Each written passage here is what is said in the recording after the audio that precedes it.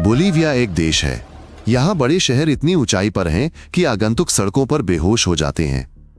Ambulance उन्हें पर्वतीय बीमारी के लक्षणों के साथ ले जाती है। सरकार लापाज में 3000 मीटर से ज्यादा ऊंचाई पर काम करती है। पास में एक और ऊंचा शहर है। ये सिर्फ रिकॉर्ड नहीं बल्कि रोज का जोखिम है। सीढ़ियों की थोड़ी सी चढ़ाई भी थका देती है। रातों में अपार्टमेंट में भी ठंड होती है, दिन में सूरज जलाता है। भारी काम सुबह के शुरुआती घंटों में किया जाता है। सर्दी सामान्य से ज्यादा समय तक रहती है, ठीक होने में भी समय लगता है।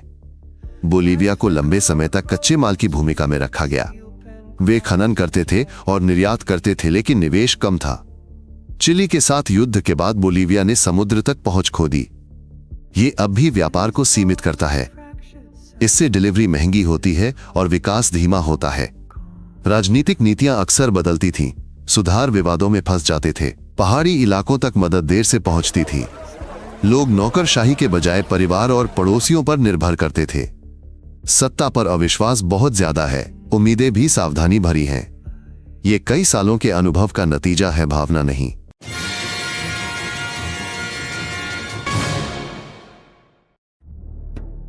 बोलीविया के पहाड़ी गांव एक बारिश से कट जाते हैं। सड़कें बह जाती हैं, पत्थर गिरते हैं, पुल बिना किसी तारीख के बंद हो जाते हैं, बसें समय सारणी से गायब हो जाती हैं, ट्रक रुक जाते हैं, दवाएं और खाद्य पदार्थ खत्म हो जाते हैं। यदि एकमात्र पुल बंद हो तो डॉक्टर तक का रास्ता दर्रे से होते हुए लंबी पगडंडी बन जाता है।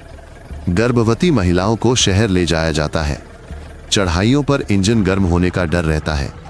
गाड़ी खराब होने पर टो ट्रक को नहीं बुलाया जाता। इसके लिए पड़ोसी गांव में मैकेनिक ढूंढा जाता है।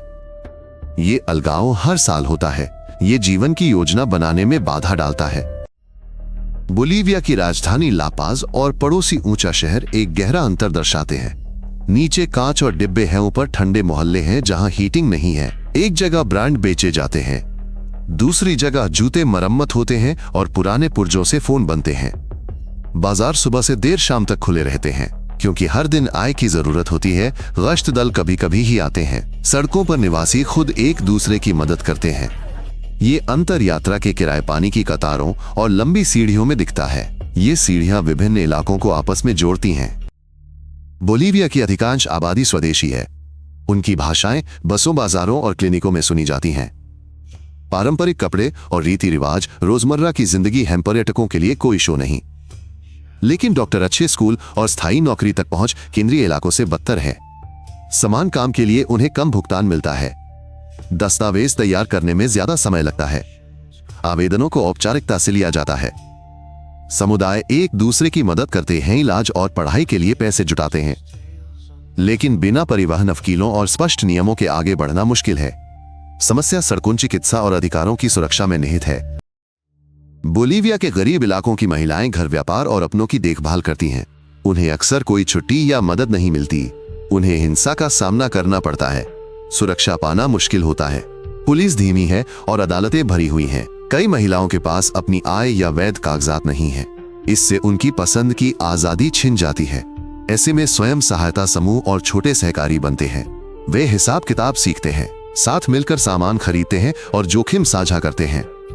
यह एक सहारा बन जाता है, खासकर जहां सरकारी मदद अनियमित और देर से मिलती है, क्योंकि रोजमर्रा की समस्याएं इंतजार नहीं करती।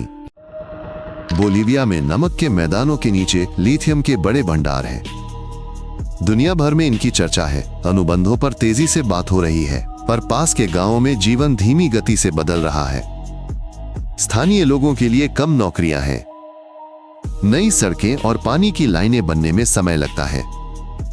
पानी और पर्यावरण के मुद्दे अनिच्छा से उठाए जाते हैं। क्षेत्र में पानी कम है, इसलिए खनन में बहुत सावधानी बरतनी होगी। लोग इंतजार कर रहे हैं। वे चाहते हैं कि असली लाभ स्कूलों और अस्पतालों तक पहुंचे। ये दूसरों के बजट में न रहे। फिलहाल ये कल की उम्मीद है। आज कोई ठोस बदलाव नहीं दिख रहा। बोलीविया में लगभग सभी अवैध रूप से काम करते हैं।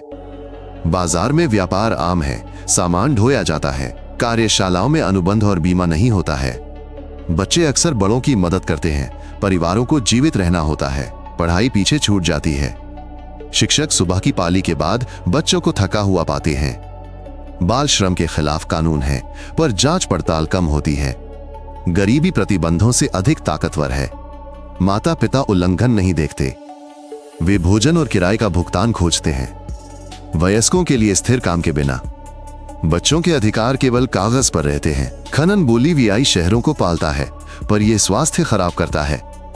खदान मजदूर सालों धूल में सांस लेते हैं, अक्सर उचित सुरक्षा नहीं मिलती। उन्हें फेफड़ों की पुरानी बीमारियां होती हैं। कचरे के ढेर के पास पानी प्रदूषित हो सकता है। खेत और पशुधन प्रभावित होते हैं। स्वास्थ्य केंद्र भरे हुए हैं। दवाएं महंगी हैं। जांच कराने का रास्ता लंबा है। काम पर दुर्घटनाएं नियमित होती हैं। बीमा और नियंत्रण अस्थिर हैं। संसाधन आय देता है, पर यह जीवन छोटा करता है उनका जो इसे निकालते हैं और जो पास रहते हैं। कोका के पत्ते बोलीविया की परंपरा है। इन्हें थकान और ऊंचाई की मतली में चबाते हैं। पारंपरिक जरूरतों के लिए वैध खेत है। ये पूरी तरह से आधिकारिक है। पास ही अवैध नेटवर्क भी मौजूद है। ये पैसा, धमकियां और डर लाता है। किसान प्रतिबंधों और परिवार की जरूरत के बीच है। जब बिचौलिया तेज कमाई दे तो मना करना मुश्किल है। पुलिस छापे मारती है, पर मांग नहीं घटती। रास्ते बदलते रहते हैं। अंत में पूरे गांवों पर कलंक लगता है। वैध बाजार का विकास धीमा है। बोलीविया में कक्षाएं भरी हैं, शिक्षकों की कमी है, किताबें पुरानी हैं, स्कूल का रास्ता लंबा है, खासकर पहाड़ों में। बारिश में बच्चे घर पर रहते हैं, कंप्यूटर कम है, इंटरनेट धीमा चलता है, काम अक्सर दोहराने तक सीमित है। किशोर कमाई के लिए पढ़ाई छोड़ते हैं, परिवार को अभी पैसे चाहिए। कुछ ही बड़े शहरों के विश्वविद्यालय पहुंचते हैं, उससे भी कम को मनचाही नौकरी मिलती है। जब तक शिक्षा कमजोर और दुर्गम है, गरीबी से बाहर निकलने का रास्ता बंद है। बोलीविया में मौसम तेजी से बदल रहा है। सूखा खेत सुखाता है, फिर बाढ़ और भूस्खलन आते हैं, सड़कें टूट जाती हैं। कुछ इलाकों में फसल पूरी तरह खराब हो जाती है। खाने के दाम बढ़ते हैं, कर्ज वापस आ जाता है। लोग तटबंधों और छतों को मजबूत करते हैं, पर बिना तकनीक और धन के ये केवल अस्थायी समाधान है। चरवाहे झुंडों को ऊपर ले जाते हैं। वे ठंड और बीमारी से कुछ जानवर खो देते हैं। ग्रामीण इलाकों में आर्थिक सहारा नहीं है। मौसम का कोई भी बदलाव सब पर भारी पड़ता है। सुरक्षा और योजना के बिना परिवार हर साल पिछड़ जाते हैं। वे अपनी जमा पूंजी खो देते हैं। बोलीविया में शाम को बिजली बिना चेतावनी जा सकती है। पानी धीमी धार से आता है या बिल्कुल नहीं आता। फ्रिज बेकार हो जाता है। खाना तुरंत बनाया जाता है क्योंकि रखने की जगह नहीं होती। फोन पड़ोसियों के घर या बाजार में चार्ज करते हैं। छोटी दुकानें ग्राहक खो देती हैं। सामान खराब हो जाता है, मशीनें बंद रहती हैं। घरेलू जनरेटर हमेशा काम नहीं आते। ईंधन महंगा है, कोई मरम्मत नहीं करता। बिजली पानी रोज की समस्या है। ये समय और ऊर्जा लेती है, छोटे व्यवसाय रोकती है। जब सब्र टूटता है, बोलीविया में सड़कें बंद कर दी जाती हैं। माल रुक जाता है, अब से नहीं। चलती दुकानें खाली होती हैं, कीमतें बढ़ जाती हैं। ये सरकार को सुनने पर मजबूर करने का तरीका है, पर यह सबको प्रभावित करता है। दुकानें बंद हो जाती हैं। बीमार अस्पताल नहीं पहुंच पाते।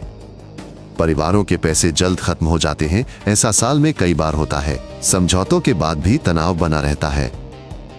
नया विवाद पुरानी शिकायतों जैसा लगता है। यह चक्र दोहराया जाता है। विरोध एक आम प्रथा बन गया है। हर गतिरोध पर वे इस पर लौटते हैं। बोलीविया में आस्था स्थानीय अनुष्ठानों से गहरी जुड़ गई है। लोग बारिश के लिए, अपने बच्चे के अच्छे स्वास्थ्य के लिए और परिवार के लिए बेहतर काम की प्रार्थना करते हैं। पुजारी और स्थानीय आध्यात्मिक नेता लोगों के घरेलू व पारिवारिक मामलों में महत्वपूर्ण सलाहकार बन जाते हैं। ये केवल मनोरंजन या कोई मेला नहीं है। ये शक्ति पाने का प्रयास है जब सरकार और बाजार खामोश रहते हैं। आध्यात्मिक समर्थन लोगों को मुश्किल में टिके रहने में मदद करता है, पर यह किसी डॉक्टर, अच्छी सड़क या सुरक्षित इलाके की जगह नहीं ले सकता। वास्तविक व्यावहारिक समाधानों के बिना ये प्रार्थनाएं केवल एक सांत्वना बनकर रह जाती हैं। वे गरीबी से बाहर निकलने का सही रास्ता नहीं बनती। लोग वास्तविक मदद की बेसब्री से प्रतीक्षा करते हैं, लेकिन विकास और अवसरों की कतार बहुत धीमी गति से आगे बढ़ती है। युवा बोलीवियाई बेहतर भविष्य की तलाश में बड़े शहरों और पड़ोसी देशों में पलायन कर रहे हैं। जो लोग वहां नियमित और स्थिर आय पाते हैं, वे घर पैसे भेजते हैं।